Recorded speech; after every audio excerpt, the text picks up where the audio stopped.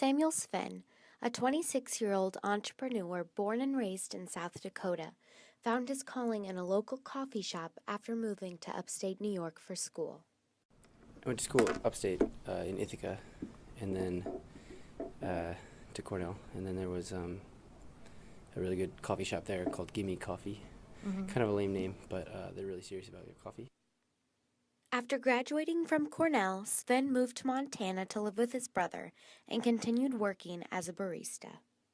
My brother in Montana was a big entrepreneur, so he has a couple different websites and different things like that, and so he was kind of always pushing me to start my own business because I was just a barista there at an average coffee shop, and so I couldn't really think of anything, and then I moved here and I didn't want to just be a barista again, and I tried doing what my English degree would do. I wrote an article for Bloom, but that didn't, I don't know, it was okay. That didn't work out, and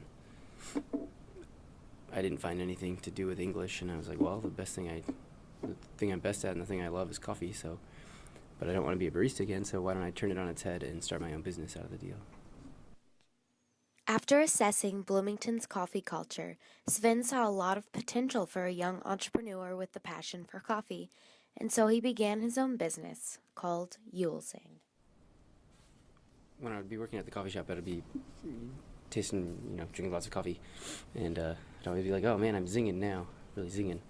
So that was always what I would say, zing. And then I don't know where I got that, just, you're zinging. And then Yule is the second part of Sam.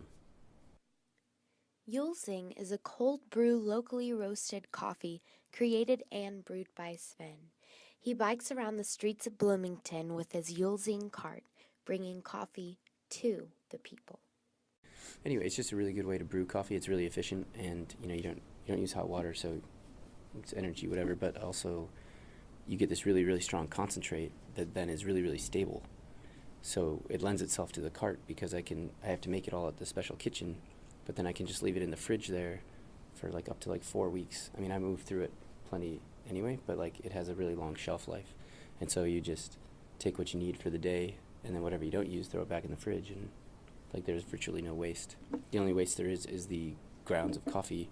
That's how normal coffee is, but anyway, those get composted.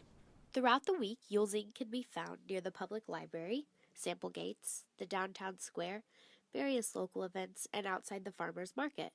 Yulesing bottles were also recently stocked on the shelves of the new Blooming Foods in Elm Heights. Sven said he hopes to expand Yulesing in the future to grocery stores and Midwestern cities such as Nashville or St. Louis, cities with a growing coffee culture like Bloomington, but now his focus is on bottling and distribution.